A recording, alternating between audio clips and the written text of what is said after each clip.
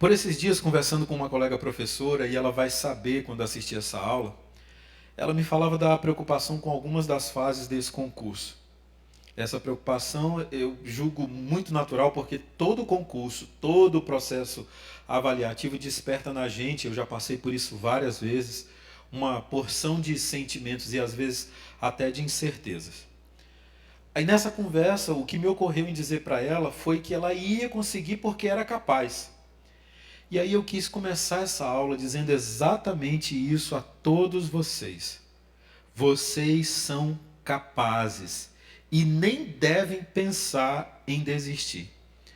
Eu sei que muitos estão numa rotina de trabalho e estudo, alguns de família, trabalho e estudo, outros ou outras, filhos, família, trabalho, estudo. Não é fácil, eu sei, mas escute, você vai conseguir. O saudoso Michael Jackson disse certa vez, e eu ouvi dizendo em algum vídeo que assisti pela internet, ele dizia assim: você ensaiou, então você consegue. Eu vou parafraseá-lo com a devida alteração. Se você estudou, você consegue, você vai passar. Mas ouça bem, se você estudou, se você está esperando que as coisas venham de graça, sinto muito, elas não virão. Mas quem busca a preparação vai conseguir os seus objetivos. Acredite em você. E qual é o assunto de hoje? Concordância verbal e nominal. Esse assunto, ele serve para análise das questões objetivas, mas ele de alguma forma também vai servir para a escrita da redação. Vocês vão entender à medida que a aula for transcorrendo. Esse é mais um conteúdo programático do edital, só que, diferente dos demais, ele vai precisar de outras explicações correlatas. Por isso, essa aula, que é a número 6, terá 3 partes que vão se complementar. Nesse vídeo aqui, nós teremos as partes 1 e 2. Num outro vídeo, que será postado junto deste, você terá a parte 3. Você vai entender o motivo dessa divisão à medida que for assistindo. Além disso, como a gente sempre faz, haverá outros materiais subsidiários aqui na descrição do vídeo, caso você queira saber mais sobre esse assunto, e eu recomendo que você acesse. Tá bom? Então vamos começar, vamos para o primeiro conceito. Concordância verbal e nominal. O que é isso, professor? Simples. É a relação que garante que as palavras concordem umas com as outras. E aí na tela você já vê um primeiro exemplo em vermelho, que diz assim: nós estudaremos regras e exemplos complicados juntos. Não é uma profecia, né? Porque a gente vai esclarecer tudo aqui para vocês. Esse exemplo mostra bem como as palavras concordam e se articulam. Porque assim, quando a gente concorda o sujeito, nesse caso aí nós, é o sujeito dessa oração, com o verbo estudaremos, nós estamos fazendo a concordância verbal. Por sua vez, quando a gente concorda os substantivos regras e exemplos, que já estão no plural, com o adjetivo complicados, que também está no plural, nós estamos fazendo a chamada concordância nominal. Ai, professor, começou. Já começou a citar esses termos que eu não conheço, isso já está começando a ficar complicado, esse assunto concordância verbal e nominal por si só já é difícil. Como é que a gente vai entender isso? Eu sei, isso é verdade. Por isso que nós vamos para a divisão da aula, tá bom? Eu mencionei logo no início que a gente ia fazer uma divisão, então nesse momento pega papel e caneta para anotar, nós vamos para a parte número 1, que tem como título conceito e tipos de sujeito. Esta é a parte 1, tá? E aí eu preciso fazer uma primeira explicação. Se você quiser tomar nota do que eu vou dizer a partir de agora, pode anotar.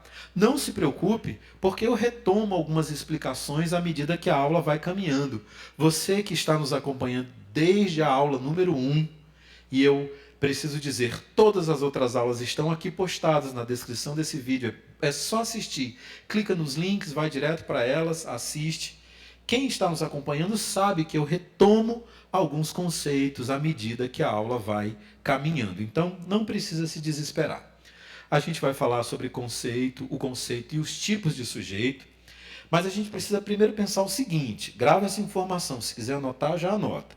Em geral, o sujeito é o termo essencial de uma oração. Aí, de novo, professor, me ajuda. O que é uma oração? Eu explico. A oração é uma frase. Só que, diferente de uma frase comum, ela sempre vai conter um verbo ou uma locução verbal. Tá? A oração, eu repito, é uma frase que sempre vai conter um verbo ou uma locução verbal. Muito bem. Tendo dito isso, a gente precisa pensar que a oração também ela é formada por um sujeito, por isso que nós vamos estudar o que é o sujeito e quais são os seus tipos, e um predicado, e eles se coordenam, o sujeito e o predicado se coordenam. Daí vem a concordância verbal. Muito bem. Dito isso, vamos ao conceito de sujeito. Vamos ler com calma. Essa é apenas a parte 1. Eu disse a vocês que nós vamos ter a parte 1 e a parte 2 nesse vídeo, e vocês vão entender por que nós fizemos essa divisão. Essa parte agora em que a gente trata de sujeito e dos seus tipos, os tipos de sujeito, vocês vão ver que vai ser fundamental para compreender com clareza a parte 2. O que é o sujeito de uma oração? O sujeito é um dos termos essenciais de uma oração, e aí a gente já sabe o que significa oração, sendo o elemento que pratica ou sofre a ação do verbo. Veja como fica muito mais simples. Repetindo, o sujeito é um dos termos essenciais de uma oração, sendo o elemento que faz o quê? Quando a gente olha para uma oração, para uma frase, e a gente consegue identificar quem está praticando ou sofrendo a ação do verbo, nós temos ali com facilidade o sujeito, tá? E aí eu trago para vocês alguns exemplos. Vamos ao primeiro. Glauber Rocha é o cineasta brasileiro mais famoso. Glauber Rocha é o elemento central dessa oração. É quem promove a ação. Então, nesse caso, ele é o sujeito. E vejam que até na oralidade eu consigo substituir o Glauber Rocha por um pronome, porque essa também é uma das características do sujeito. Quando ele vem com um substantivo próprio, como é o caso de Glauber Rocha, posso fazer a substituição dessa expressão por um pronome. Ficando, portanto, seguindo o segundo exemplo, ele é o cineasta brasileiro mais famoso. Então, nas duas situações, tanto na primeira quanto na segunda, nós temos exemplos de sujeitos. Nesses dois exemplos, tanto Glauber Rocha quanto o pronome pessoal ele são exemplos de sujeito. Vamos para os dois exemplos de baixo. Esta sala de cinema tem capacidade para mais de 100 pessoas. Ora, quem é que age aí? Quem está promovendo uma ação? Quem é que tem a capacidade para mais de 100 pessoas? Esta sala de cinema. Todo esse trecho dessa oração é o sujeito. Mais um. O carro foi comprado por Carlos. O que o Carlos comprou? O carro. Muito bem. Quem está sofrendo a ação da compra é o carro. Por isso, ele é o sujeito com relação direta com o conceito que a gente acabou de apresentar, que foi qual? Vamos reler. O sujeito é um dos termos essenciais de uma oração, sendo o elemento que pratica ou sofre a ação do verbo. E aí talvez você esteja se perguntando, professor, existe uma forma da gente identificar o sujeito de uma oração? Eu acabei fazendo isso. Porque, vamos lá, nos exemplos eles estão em negrito, mas em outras situações existe uma forma simples, e eu vou pedir que a gente olhe para o exemplo número 2, né, desse conjunto de baixo. Quando a gente pergunta o que é que tem a capacidade, o que tem capacidade para mais de 100 pessoas, a resposta, nesse caso, é o sujeito, ou seja, a sala de cinema, esta sala de cinema. Se a gente perguntar, no último exemplo, o que foi comprado por Carlos, a resposta corresponde ao sujeito da frase, que é o carro. Então, uma forma de identificar o sujeito é perguntando quem fez a ação presente na oração, usando aí como exemplo quem ou o que, ou então perguntando quem está sofrendo a ação. Tá? É simples. Eu quero simplificar as coisas aqui. Para identificar o sujeito de uma oração, uma das formas mais simples de fazer é pergunte quem ou o que está sofrendo a ação daquele verbo. Tudo bem? Vamos seguir. Vamos para os tipos de sujeito. Agora que a gente já sabe o que é o sujeito, vamos agora para os seus tipos. Eu repito, essa parte número 1 vai nos ajudar a entender a parte 2, que trata de concordância verbal. Vocês vão ver. Vamos lá? Pensem o seguinte. Primeiro, para facilitar o entendimento sobre os tipos de sujeito, eu preciso que você pense que o sujeito sempre vai ter um ou mais núcleos.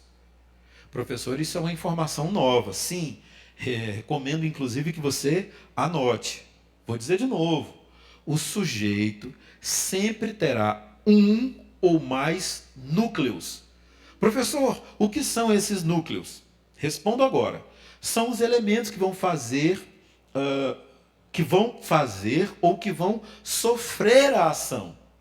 Você viu que nos exemplos da imagem anterior, a gente tinha ali ações que eram marcadas pelo verbo, que apenas poucos elementos, às vezes um só, exercia ou agia.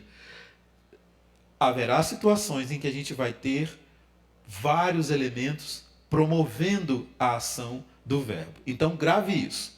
O sujeito, estou repetindo o que eu disse há pouco, sempre terá um ou mais núcleos, que são os elementos que fazem ou que sofrem a ação. Tudo bem? Vamos então para os tipos de sujeito. Vamos para o tipo número 1. Sujeito simples. É quando há apenas um núcleo no sujeito. Ou seja, é o elemento central que age. Só tem um. Olha o exemplo, como é simples. Meu filho estuda muito. Vamos à perguntinha? Quem é que estuda muito? Meu filho. Mas quem é que realmente age? É a palavra meu ou é a palavra filho? É o filho que estuda muito. Nesse caso, nós temos um sujeito simples, porque neste sujeito existe apenas um núcleo. E é esse núcleo que exerce a ação do verbo ou que sofre a ação do verbo. Vamos para o tipo 2? O tipo 2 fala do sujeito composto. Percebam que a gente tem uma pequena diferença entre os dois. O sujeito composto, por sua vez, ele vai ganhar esse nome quando houver mais de um núcleo. Perceba lá, a oração é muito parecida. Meu filho e minha filha estudam muito. Perceberam que agora a gente tem dois elementos centrais agindo?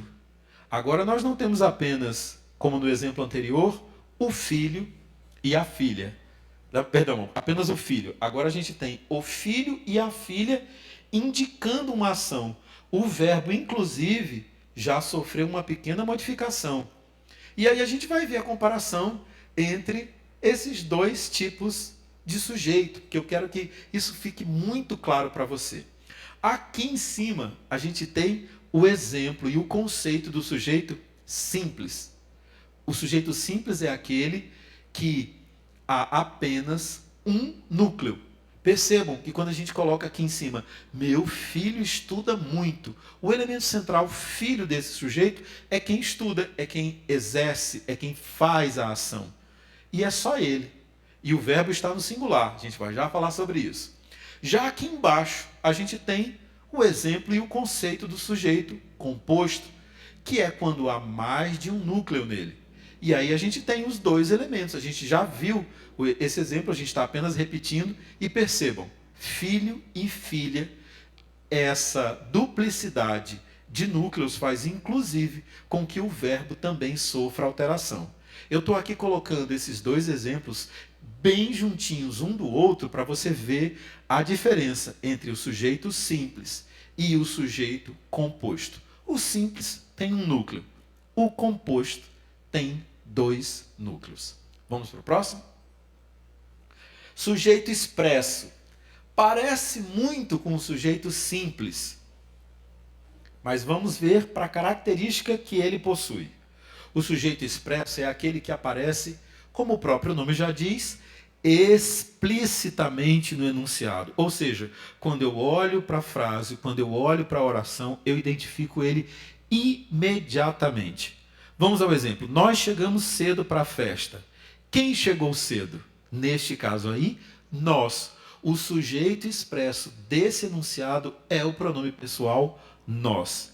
Na verdade, nos exemplos anteriores que a gente viu nos tipos que já passaram pela nossa tela, nós em todas as situações tivemos sujeitos expressos, porque a gente olhava para a oração e identificava imediatamente quem era o sujeito fazendo lá a perguntinha: quem ou o que? Neste caso, repetindo o exemplo, nós chegamos cedo para a festa, é explícito que quem exerce a ação do verbo é o sujeito, é o pronome pessoal nós. Então grava a informação. Expresso é aquele sujeito que aparece claramente no enunciado. Tá bom? Em contrapartida, nós temos o sujeito oculto. Professor, tem esse também? Tem. E olha que o exemplo é muito parecido com o anterior. Vamos lá, o que é o sujeito oculto? É aquele que aparece implicitamente no enunciado. Ou seja, ele não está claro. Ele não está escrito. Aqui a gente está tratando de questões escritas, então ele não aparece claramente. Mas a gente consegue identificar. Porque quando eu digo chegamos cedo para a festa, eu ainda consigo perguntar quem chegou cedo. No caso deste exemplo, o sujeito nós ainda está aí, só que ele está oculto. Por isso que a gente diz que é possível identificá-lo pela conjugação do verbo. Porque se dizemos chegamos, nós sabemos que esse chegamos se refere ao pronome nós. Ok? Tem mais um? Tem mais um. É o sujeito indeterminado. Presta atenção nisso. Esse daqui requer toda a nossa atenção. E aí eu dividi, inclusive, o conceito com os exemplos. Nos sujeitos anteriores, nos tipos anteriores, nós vínhamos mostrando o conceito e o exemplo. Agora, nós estamos mostrando o conceito de sujeito indeterminado que nós vamos ler. Vamos lá. Na oração com sujeito indeterminado, não se sabe quem é o sujeito. Mas, professor, como assim não se sabe? Calma, vamos devagar. Embora haja um sujeito, não é possível determiná-lo, nem pelo contexto. Essa é a diferença. Preste atenção. Quando a gente não consegue, quando a oração não aponta para a gente a determinação objetiva do sujeito, a gente o chama de sujeito indeterminado. Vamos ler de novo? Na oração com sujeito indeterminado, não se sabe quem é o sujeito. Embora haja um sujeito, não é possível determiná-lo nem pelo contexto. Diferentemente do que acontece quando há sujeito oculto, que é determinado pelo contexto. Lembra no anterior? O sujeito oculto não aparece na oração, mas a gente consegue determinar.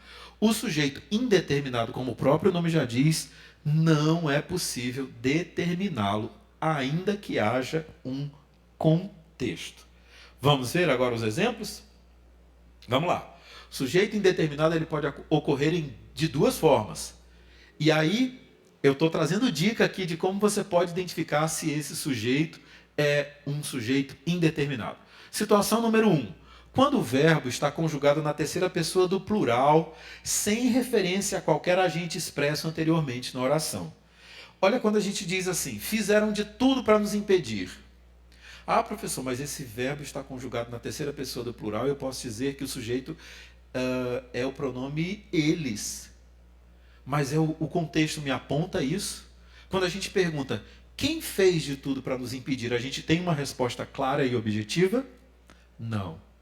Por isso, nesse tipo de situação, quando não há referência nenhuma a qualquer agente expresso anteriormente na oração, nós dizemos que ela é uma oração que tem o sujeito indeterminado. Situação número 2. Verbo em voz passiva, conjugado na terceira pessoa do singular, acompanhado de pronome se, como índice de indeterminação do sujeito. Professor, que coisa complicada. Não, vamos olhar para o exemplo. Olha só.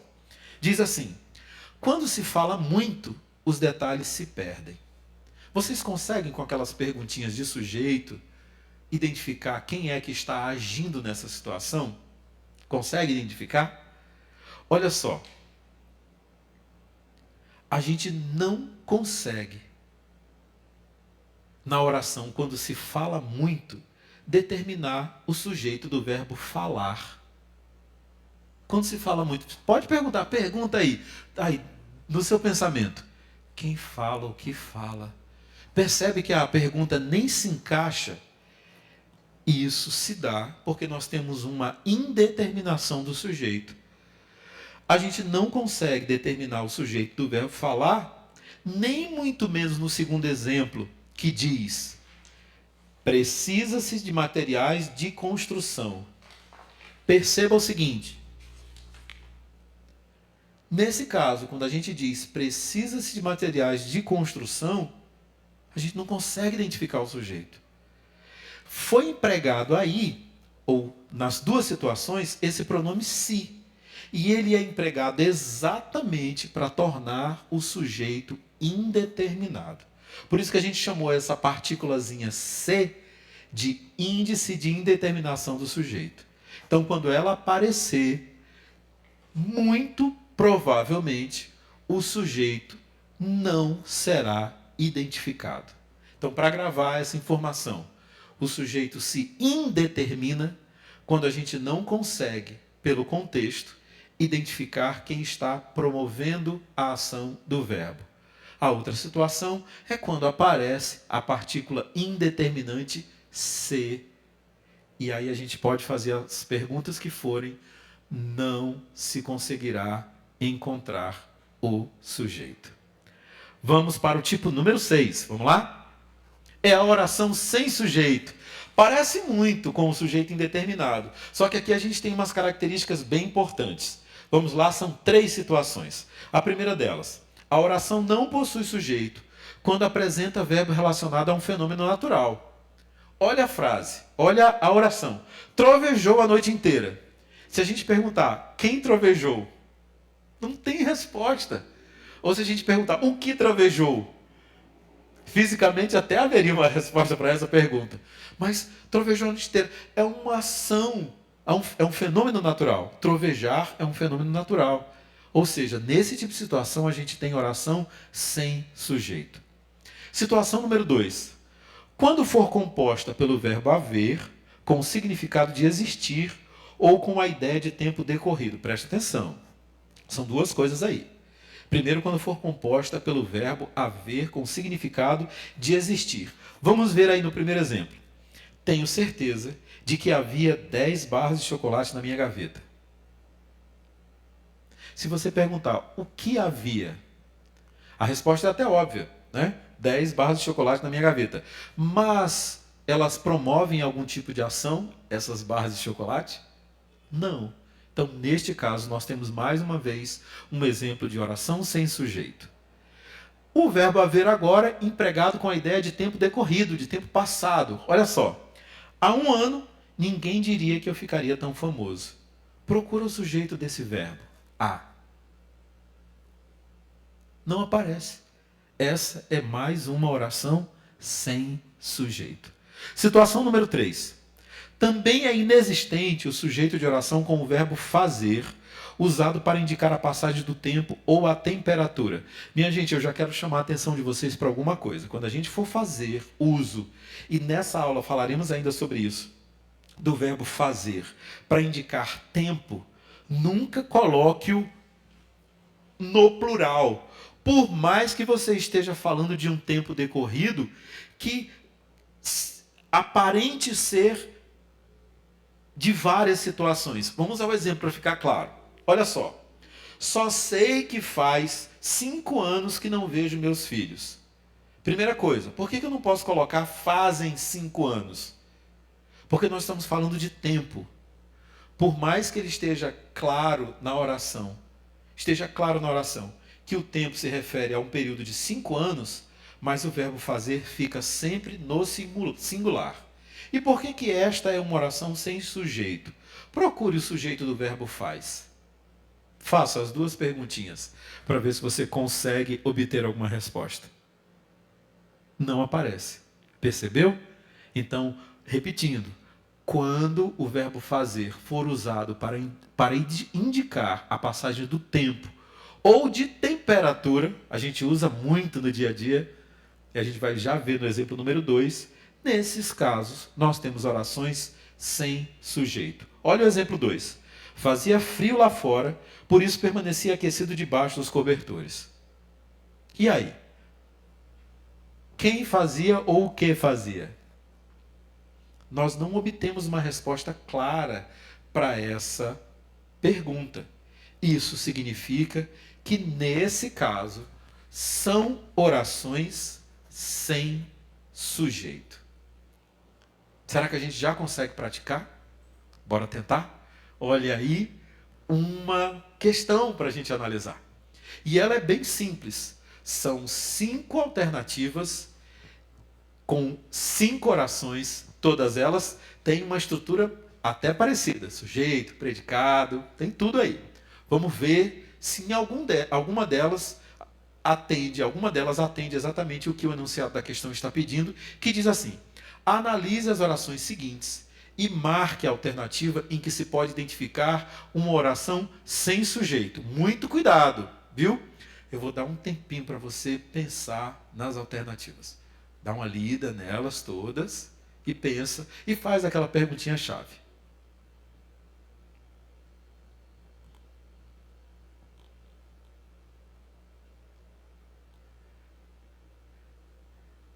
Lembra dos núcleos do sujeito, tá? É importante pensar nisso. Conseguiu? Lembra que no concurso você precisa ser ágil na leitura. Lembra lá da aula número 1. Ah, não lembro, professor, não assisti. Acessa aqui embaixo e checa as aulas anteriores, especialmente a aula número 1. Bora ver? De novo, o que o comando da questão está nos pedindo? Que a gente aponte, marque a alternativa em que se pode identificar uma oração sem sujeito. Vamos lá? Alternativa número A. Será que essa é a resposta correta? Cães e gatos podem viver em harmonia. Essa é uma oração sem sujeito?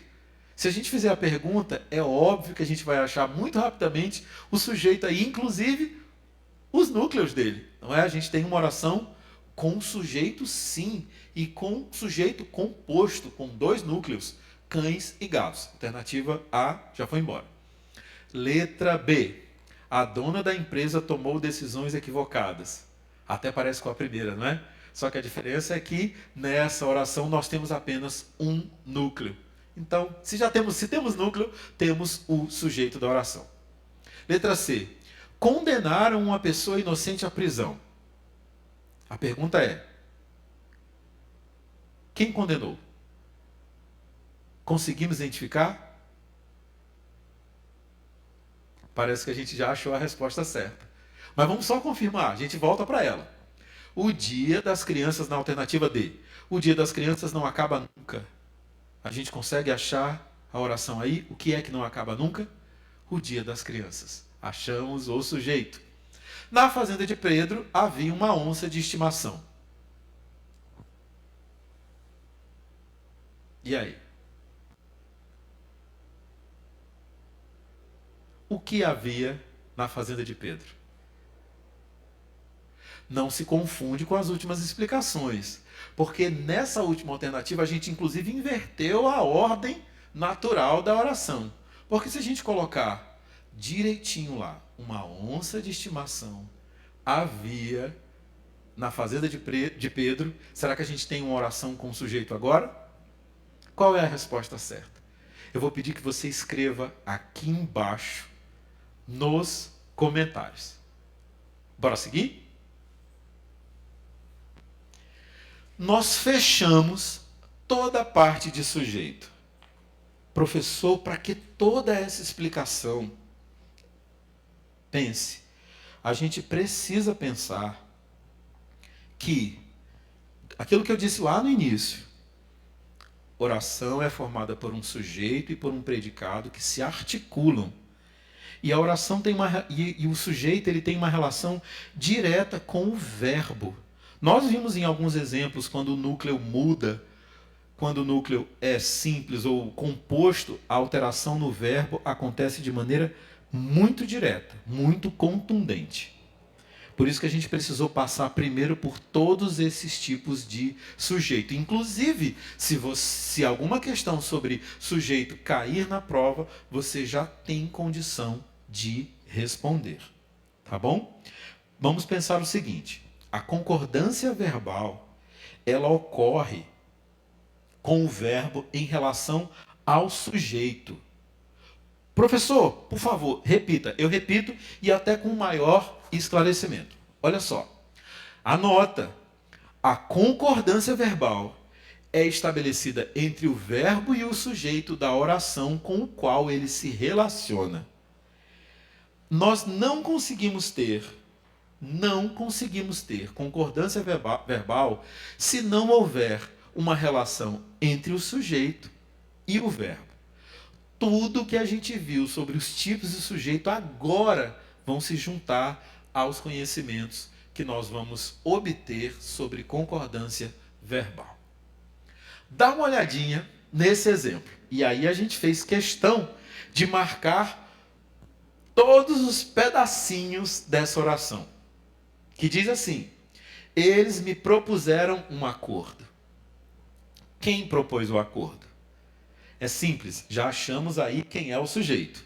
O sujeito, ou o núcleo dele, porque a gente tem só esse pedacinho, é o pronome pessoal, na terceira pessoa do plural, eles. O verbo, propuseram. Ele é o núcleo do predicado. Percebam que nós não fizemos uma outra relação que não fosse entre eles e o verbo propuseram. Vamos àquelas perguntas bem básicas. Quem é o sujeito nessa oração? A gente já respondeu, eles. O verbo se relaciona de forma correta com esse sujeito? Sim, porque eles está no plural e propuseram também está no plural. Nós temos concordância verbal nesse caso? Sim. Professor, mas como é que eu posso estabelecer concordância quando o sujeito vier com vários núcleos, ou então fora da posição usual, como a gente viu naquela última questão lá? Como é que a gente faz isso? É o que a gente vai descobrir agora. Quando o sujeito composto, professor, eu já esqueci, para o vídeo e volta lá e revisa os tipos de sujeito. Eu disse a vocês ainda há pouco que tudo que a gente viu sobre os tipos de sujeito vão se juntar com os conhecimentos sobre concordância verbal. Muito bem. Quando o sujeito composto aparece antes do verbo, nós devemos conjugar este verbo sempre no plural. E aí eu trouxe uma porção de exemplos em que a gente tem um sujeito composto. Professor, lembra para a gente bem rapidinho o que é a oração com sujeito composto, por favor. Será que eu devo lembrar? Eu vou lembrar, presta atenção. O sujeito composto, muito simples, é quando a gente tem mais de um núcleo. Mais de um núcleo. Vamos ver o exemplo número 1? Português e matemática são matérias interessantes. Nós temos 2 núcleos aí? Sim. Português e matemática são os núcleos desse sujeito. Por isso, o verbo está no plural, são. Se nós tivéssemos apenas português, o verbo não seria são, seria é. Vejam como a gente se relaciona, como eles se relacionam. O sujeito composto, quando aparece antes do verbo, o verbo se conjuga sempre no plural. Exemplo 2. Ana e Carlos foram ao cinema. Percebam, se só a Ana tivesse ido ao cinema, nós diríamos: Ana foi ao cinema. O verbo muda. Tortas e bolos ficarão prontos amanhã. Se fosse apenas torta no singular, nós diríamos: torta ficaria pronta amanhã. Veja como a oração muda inteira praticamente. Maria e José têm um filho. Se fosse apenas Maria tendo filho, o verbo mudaria um pouquinho. E eu quero chamar a atenção de vocês para uma coisa. O verbo ter, ele sofre uma alteração quando ele está conjugado, tanto no plural quanto no singular, nesse tipo de situação. Se nós tirássemos o José daí, indicando que apenas Maria tem filho, o verbo sofreria que tipo de alteração? Ele perderia o acento circunflexo e a gente diria: Maria tem um filho. O que indica que o verbo tem está no plural? O acento circunflexo. Então, quando o sujeito for composto, eu preciso colocar, no caso do verbo tem, o acento circunflexo para indicar Maria e José, e a pronúncia também muda, tem um filho. Último exemplo. Clima e temperatura estavam mais estáveis. Se nós estivéssemos falando apenas de clima, o verbo ficaria no singular. Clima e temperatura estava mais estável. Em alguns casos, o sujeito ele pode aparecer após o verbo. Mesmo assim, isso não vai afetar as relações de concordância. Presta atenção. Vamos pegar o último exemplo para a gente pensar nisso. Se eu disser estavam mais estáveis, clima e temperatura, eu coloquei o sujeito lá para o final, e na língua portuguesa a gente pode fazer isso, mas mesmo assim o verbo permaneceu no plural. Por quê? O verbo deve concordar com o núcleo do sujeito em número e pessoa. Professor, em número como assim? Se ele estiver no singular, se for um núcleo simples, o verbo fica no singular. Se for um núcleo composto, se o sujeito for composto, nós temos, portanto, que utilizar o verbo no plural, e é o que nós vamos ver na imagem a seguir. Olha só. Olha como é bem diferente. O prêmio do concurso, e isso não é o sujeito, ganharam todos os alunos inscritos. Quem ganhou os prêmios? É aquela pergunta-chave. Ora, todos os alunos inscritos. Achamos o sujeito. Achamos o sujeito. E aí, alunos está no plural. Eu não posso dizer os prêmios do concurso ganhou todos os alunos. Não posso dizer isso. Se o sujeito da minha oração é todos os alunos inscritos, então o verbo tem que estar no plural. Tudo bem? De novo, isso acontece quando nós temos uma mudança, uma inversão da posição natural do sujeito. Mesmo assim, a concordância permanece. Professor, tem outra situação? Tem sim, nós vamos a ela. Concordância de sujeito composto depois do verbo. Vamos lá. Quando o sujeito composto vem depois do verbo, o verbo tanto pode ficar no plural como pode concordar com o sujeito mais próximo. Mas presta atenção com isso, tá? Essa, vamos dizer assim, é uma exceção, tá? Vamos lá. Discursaram diretor e professores. Quem discursou? Diretor e professores. Núcleo duplo, núcleo composto. Por isso o verbo está no plural. Mas, professor, no exemplo 2 tem escrito assim: discursou diretor e professores.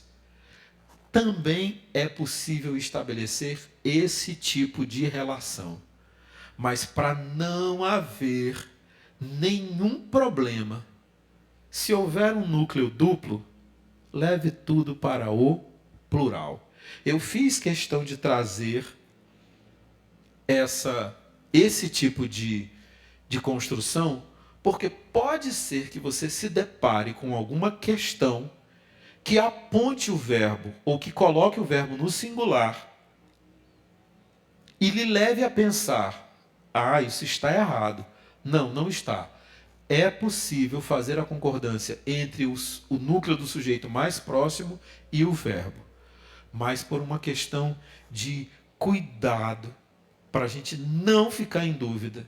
Se o núcleo for composto, leve o verbo para o plural. Muito bem. O que vem a seguir, se vocês já vinham dando atenção, eu peço que vocês deem ainda mais atenção agora, porque nós vamos falar das expressões partitivas. Professor, nunca ouvi falar sobre esse termo, mas é uma coisa que a gente usa bastante. Sabe o que são as expressões partitivas? São aqueles termos que indicam a parte de um todo. E aí, muitas situações, acabei de usar, muitas situações, a gente acaba se embananando quando a gente usa a maioria, a minoria, boa parte de, grande parte de, mais da metade de. Todos esses exemplos são de expressões partitivas. E aí a gente se confunde na hora de utilizar o verbo. Vai para o plural, fica no singular, como é que a gente faz? E é isso que a gente vai ver agora. Vamos lá. Expressões partitivas mais substantivo ou pronome. Quando o sujeito apresenta a expressão partitiva, seguida de substantivo ou pronome no plural, o verbo pode ficar no singular ou ir para o plural. Vamos a um exemplo. A maioria dos alunos não estuda para o simulado. Percebam, a expressão partitiva é a maioria. E o verbo é estuda. A maioria singular estuda no singular. Mas, professor, o conceito está dizendo que quando o sujeito apresenta esse tipo de expressão partitiva, seguida de substantivo ou pronome no plural, eu posso colocar o verbo também no plural. Sim, é verdade.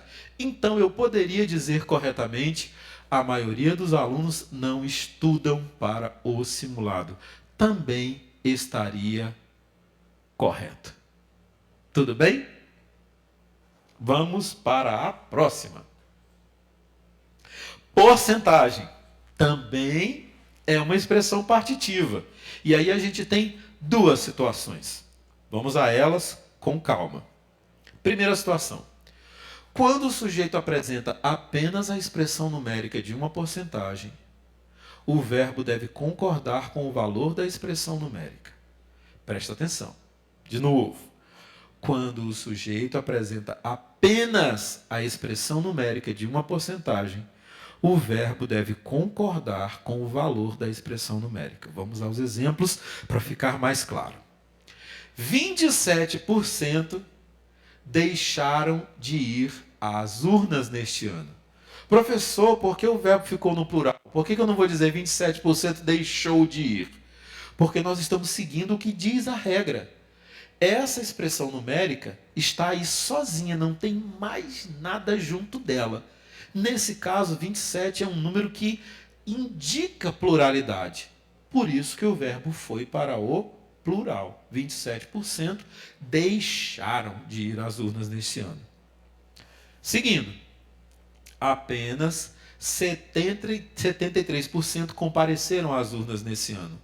Percebam que a gente não está falando de nenhuma coisa de eleitores, de pessoas. Existe apenas a expressão numérica. Por isso que, neste caso, o verbo segue a condição plural. Nós temos mais de um. Se é mais de um, é plural. Aqueles 27%, e aí a gente tem uma ajudinha do aqueles, que está no plural também, que não votaram, terão que se justificar no TRE. 27% é mais de um, portanto, o verbo vai para o plural. Isso é o que diz a regra da situação número 1. Situação número 2. Quando a expressão indicativa de porcentagem for seguida de um substantivo, transforma-se em uma expressão partitiva. Já vimos isso. E por isso o verbo poderá concordar com o numeral ou com o substantivo. Professor, é possível isso? Sim. Olha só, nós temos aí dois exemplos e vocês vão ver que nos dois casos existe correção, está correta a escrita das duas situações. Exemplo número 1%. 1% dos eleitores votaram nulo. A regra diz que quando a expressão indicativa de porcentagem for seguida de um substantivo, transforma-se em uma expressão partitiva, o verbo poderá concordar com o quê? Com o numeral ou com o substantivo.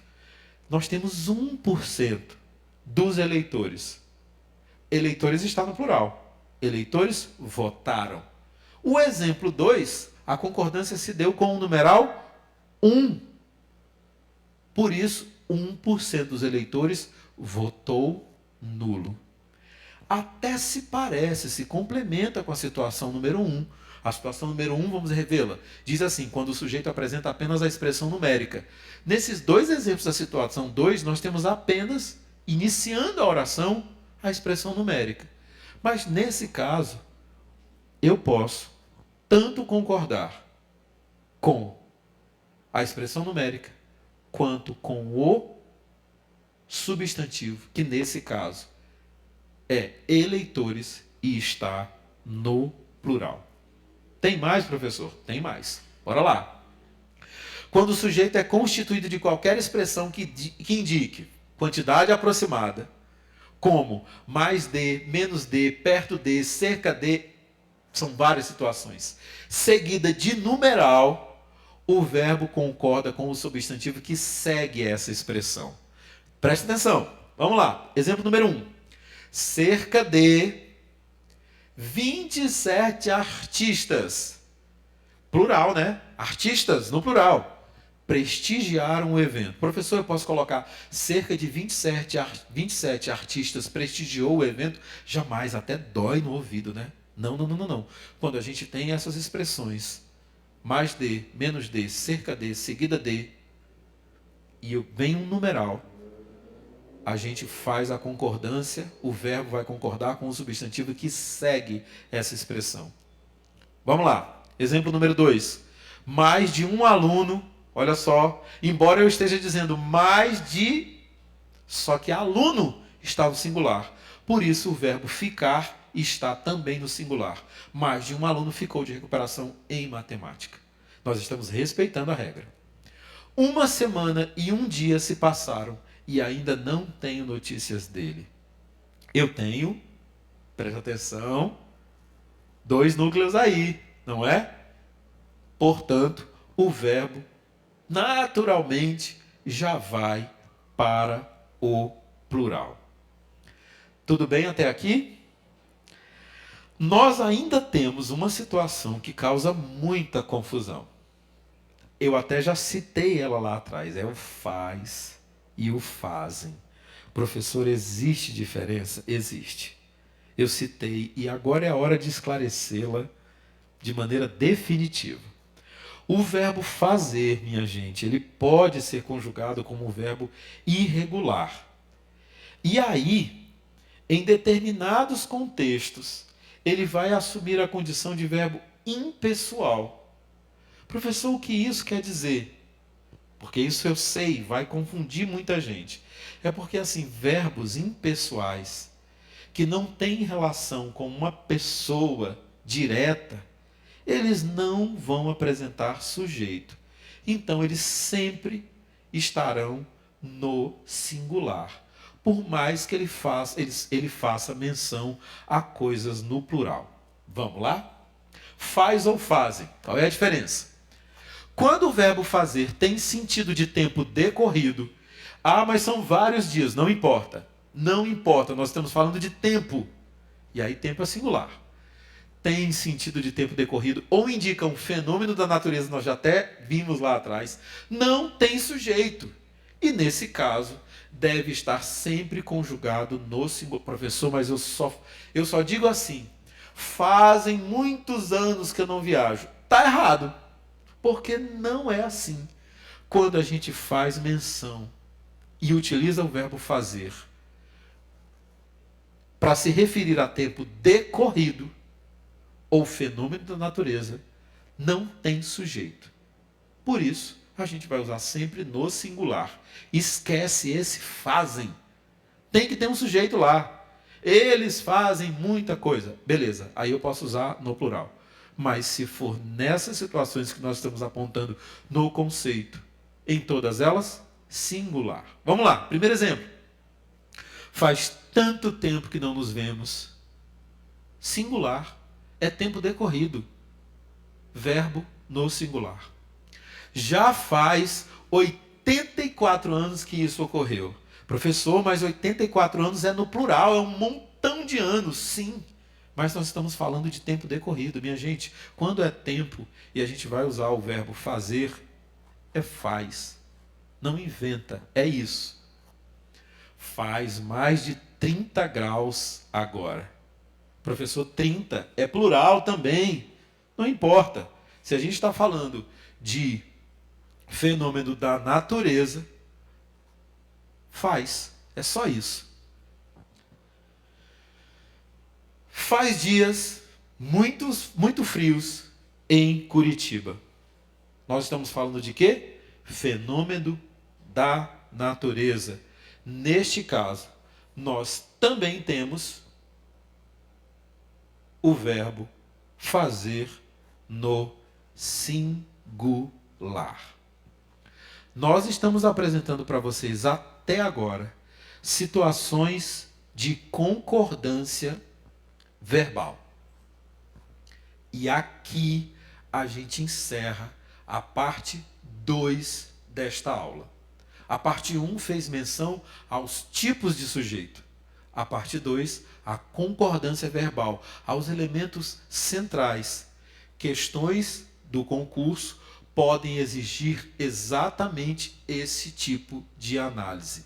Na hora de escrever, esses conhecimentos que a gente construiu aqui agora devem ser empregados lá desta forma, para que o texto escrito, e a gente ainda nem está falando de redação, se construa da melhor maneira possível, obedecendo a norma culta da língua portuguesa pela qual vocês serão avaliados. A gente encerra aqui as 2 primeiras partes. No outro vídeo, nós vamos ter a parte 3 sobre concordância nominal. Até já!